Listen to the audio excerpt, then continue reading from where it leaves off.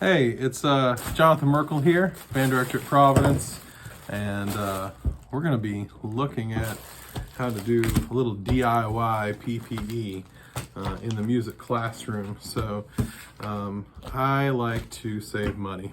So yeah, besides that, I mean, even that link that FBA sent out to the company in the UK that's making some of those shields. Those look really good, and they're only like $2.99. But what if you run out? What if, you know, over the course of the year, kids lose them? I don't know. There's lots of different reasons to be able to, on hand, just MacGyver yourself some protective things so your kids can participate. So I'm going to show you a few of the things that I've done. Maybe it'll be helpful.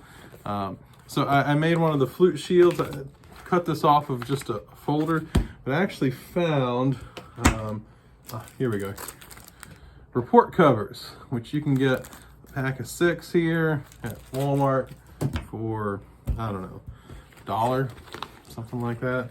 Not very expensive. So here's what I did. Once I came up with a template that worked pretty well, I went ahead and just used that template and you know, used a dry erase marker. I can use this template, and I'll use that dry erase marker to just kind of color in, you know, trace where the holes should be and those sorts of things. So I'm gonna go ahead and color in these holes for my flute and draw my little smiley face. I like to do a little curve at the bottom. So that's how I do mine. And I did it so that, you know, it's got these 2 layers as report covers. I want to have the connecting part on top like this, so as it hangs down, it's connected there on the top, and that way I can trim up the bottom there. Okay, so I'll go ahead and do that here. Take this and trim it up. Sometimes I'm messy with this and get a little marker on, you know, the kid's part, but you know, depending on the size of the kid and how exactly it gets put on the head joint, some kids have trimmed this up further, and again, as long as they don't cut that top part off, these 2 plies will stay together. So now what I'll do is I'll take the markered side, see that rubs off real easily anyway, and I'll fold it in so that markered side is on the inside. And you gotta be real careful because you don't want to crease it once. But I'll fold it in so that I got half circles now, okay? So then I'll take my scissors like this, you know, and I'll cut out my half circles like this. There's one. And just coming to number 2. Oh, there we go. Now, the crucial thing is this. You have to cut this next to perfect for it to fit on your head joint without any give. And so this is the crucial step. I cut 6 little slits, you know, around this at 1, 3, 5, 7, 9, and 11 o'clock. All the odd numbers of the clock. You know, so 2 of those are right along this fold that I've created. That's just, you know, rough. But anyway, so even if my holes are a little too small, the fact that it's got that, you know, that will make the holes open up, but at the same time grip the flute, and I haven't had any issues with that. So I need to continue to make a few more of those, but that's the basic gist of how those work, okay? So now, let's get some of those. Now, you know, I know there's been a lot of talk, and I even bought a pack of these and used these, right? But I gotta tell you that I wonder about the efficacy of these, especially the one on the trombone, because I have my trombone, and as I play, this thing really fills up like a balloon, and then when I stop playing, it deflates, and I actually feel all the air coming back at my face. So all the air that was stored in there just pushes back, you know, out around the outside of the bell, and so I don't see as much airflow perhaps if you use one of these for a saxophone or even on the trumpet, but the trombone especially, it's just, you know, fills up with air and then pushes it back out. So I'd rather have something that the air goes through and gets filtered as it goes through. So I found lots of different things that we can use for that. I know people have talked about with clarinets and oboes using socks, so use some of those. I always keep a few of these on hand, you know, these little ponytail holders. Those are helpful in if there's anything that doesn't fit quite snug, of, you know, just attaching it. But for my bell covers, for some of my larger instruments, one of the things that I found the best, and this was what was, oh yeah, opaque 80 denier, because that's what was used in the test. Now I did buy some of the MERV 13 material. I bought a roll of that. I don't have that in here. I'll show it to you later. But so sometimes with the filters I make with the pantyhose, I'll put a square of MERV 13 underneath there, and then wrap the pantyhose on top to hold it in place. I've got a tuba one that I've done like that. You know what else I've used the MERV 13 for? Because I really was hating that I wasn't getting to do buzzing exercises. And I'm still not doing them all the time because it's kind of a pain. But what I've done is taken that MERV 13 filtration material and cut out squares, and each one of my players has a square. And so if I feel pedagogically it's really needed for us to do some buzzing exercises, I have them, you know, hold it around the shank of the mouthpiece to again filter all those particles that are coming out of there. And so that's how I've been doing that. You know, as long as they don't, you know, crunch it down with the rest of their fingers right in front of the hole, as long as they hold it around the shank and seal it up, it seems to work just fine for buzzing as well as filtering. And even in my beginners, you know, to help them get the feel of how to hold your face for the reed instruments, you know, even giving them a square to go around the, you know, the clarinet mouthpiece and barrel and those sorts of things. So anyway, when I have one of these, I normally make 5 bell covers out of it. This is one that's already been made. Yeah. Woo. Okay. So this one is the top of the pantyhose. And this one actually would stretch big enough to go around a concert tuba. Not big enough for a sousaphone bell, but big enough for a concert tuba or a French horn or those sorts of things. And as funny as it looks, knowing where it came from, you know, when all your band members have these black bell covers, they actually look pretty uniform. So I'm gonna make those in a minute. Oh, here's some of that. So this isn't the roll, but this is some of those squares, so you can see what that MERV 13 material looks like. So again, this is a, you know, filtration material, and you can buy it in a roll. I bought it. It was less than $20. I want to say it was like $13, $14 for you know, some length. And then the one last other, like, quick and easy, like, found it, and this is probably going to be harder and harder to find. They're already on clearance the last time I went to Walmart. They didn't have a bunch of them. Are these jumbo book covers. So these are kind of neat. So, you know, these have 2 sides for the various sides of, you know, your book cover, your back cover, and your front cover. And so maybe on a trombone bell or a French horn bell, I've used these. I tried to get as many black ones as possible, but so you could cover it once and then take the other side of the book cover and come around. And so it's got a double layer with the stretcher material, and that works all right. So let's get to the super weird part, which is creating my bell covers with these.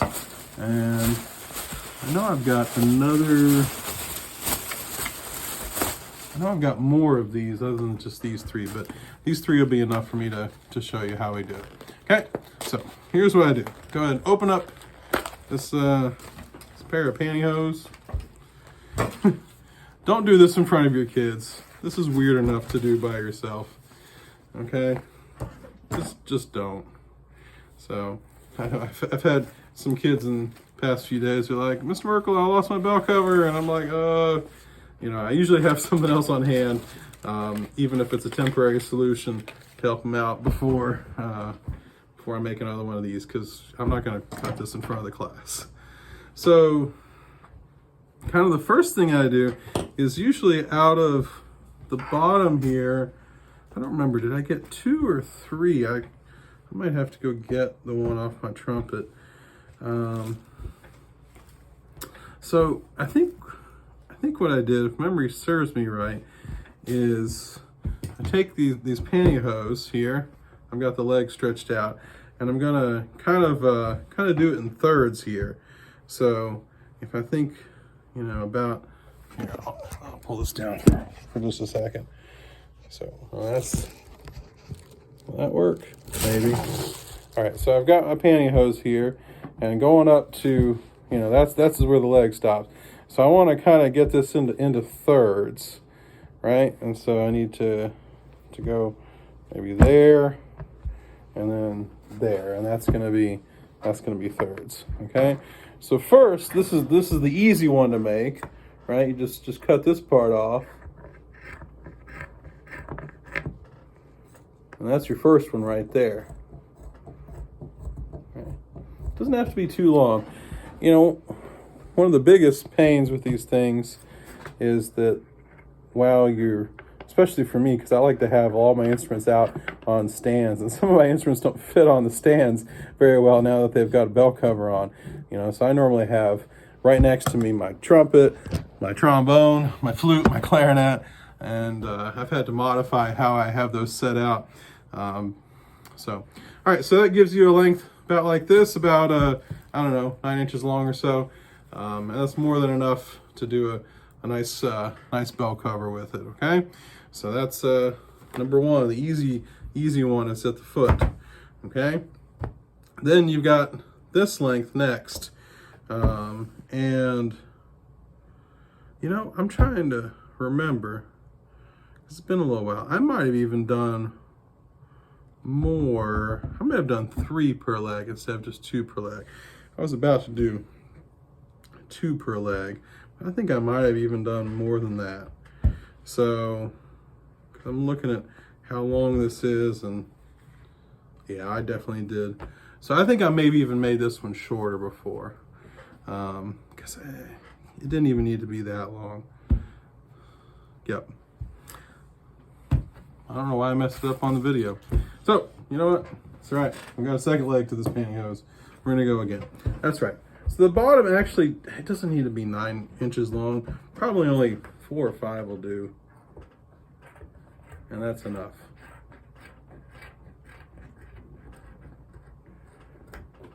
Yeah, this is enough to have a bell cover for a trumpet. Okay? All right. Moving on. Now with the rest of the leg, and I'll still get some out of that. They just won't be, you know, I'll just get one less out of that leg because I wasn't thinking before I cut it. All right, so now I've got the whole rest of the leg left. Out of the rest of this leg, I might even still be able to get 2, even though they're a little bit short on the other one. Okay, I'm gonna cut this one in half, so I can get 2 out of it. But what I wanna do with this one is I need to cut off the airflow in the middle, because see, right now it's just a big open tube, so that's not going to work very well. So here's what I did to make my bell covers for my trumpets. I took the middle of this and kind of gave it a twist, right? And I've got a daughter, so I'm experienced with these ponytail holders, making ponytails in the morning. So I put it around in the middle once, twice, 3 times. I think 4 times was enough the last time I did this. 4 times. It's pretty tight there in the middle. You can pull it so that it's all right there in the middle. And then the way, when you give this to a kid, the way they would put it on their trumpet is they would put one end on the bell, right? And they still have the second half. So then they double it back like this. And yeah, it's nice and tight there. So it's got, you know, it's got double, you know, filtration there, and it looks pretty good on the instrument, quite honestly. So that's number 2, right? So you got number 1, just using the foot. Then you can make a couple more by taking the tube, twisting it, putting a hair tie, and then double back, right? All right, then finally you're left with this part, which first of all I'm gonna cut out the tag, because I I don't know, it's just weird. I don't want to give this to a kid with a pantyhose tag in it still. Yeah, and we're gonna cut out that part too. Again, another reason why not to do this in front of your students. They will think you are super weird. Please don't show this video to your students. I mean, seriously, no. All right, so I'm gonna cut out that part. All right, so now, and again, with this one especially, and the tuba, I normally make this to hold it in place, but then I put a big old square over the tuba bell of this MERV 13 to help further filter it. So now, you know, I've got this big opening in the pantyhose down here, and I'm just gonna take, again, I'm gonna kind of twist that. This one's even easier to get a hair tie on. So I'm gonna put the hair tie on, put it on a few times until it's nice and tight, and sealing it up as best as it can. Ow. I cut my nails. All right, so there we go. Of course, you don't want to put it on the bell like that.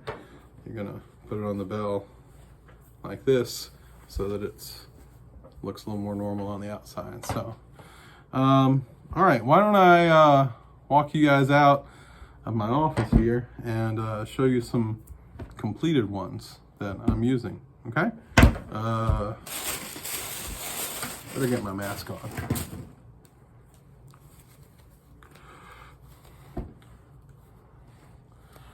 Wear a mask, Jim. Live long and prosper. All right, here we go.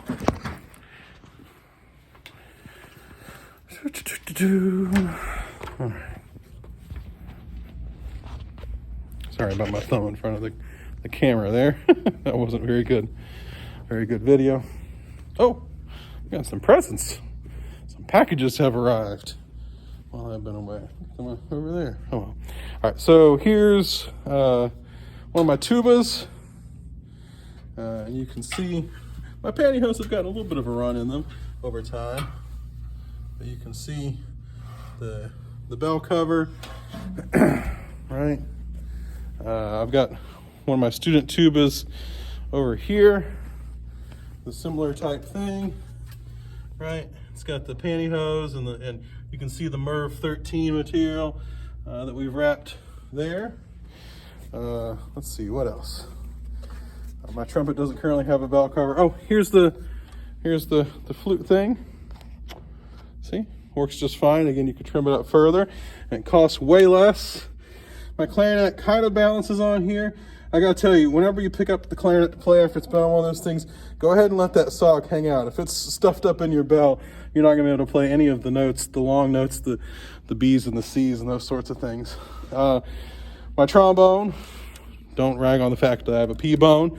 So that's how that bell cover looks whenever it's done. Actually, I think this is one made from the legs. So the legs ones will stretch to fit a trombone bell or to fit a trumpet bell. Pantyhose are really flexible. Now let me show you with my trombone why I was saying why I really think that using those plastic ones long term is not a good idea, but rather having something that's some sort of fabric, something to filter, is a much better idea. So, all right, we're back in here, and there we go. All right, so we're going to take this off. There we go. It's been on there a little while, so it's a little stretched out. You can see, I mean, it's the same thing that we made just a minute ago. Right, so I think this yellow size is the trombone size, right? Whew. All right, so check this out.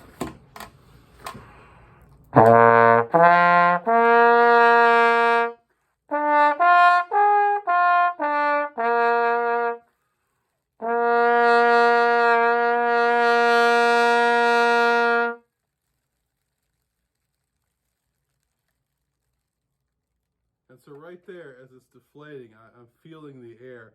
Actually, you know where I feel it more is actually pushing it back through the instrument at me. But again, there's air that's filling up and then, you know, back this way. So I don't know that this is the best idea instead of letting air flow through. Yeah,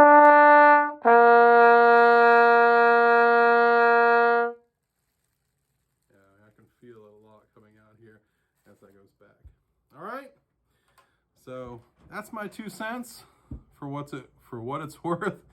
But I hope that you guys continue to stay safe. Use whatever the best materials you have on hand or can get, but anything is better than nothing. And let's just stay safe and use all the resources available to us.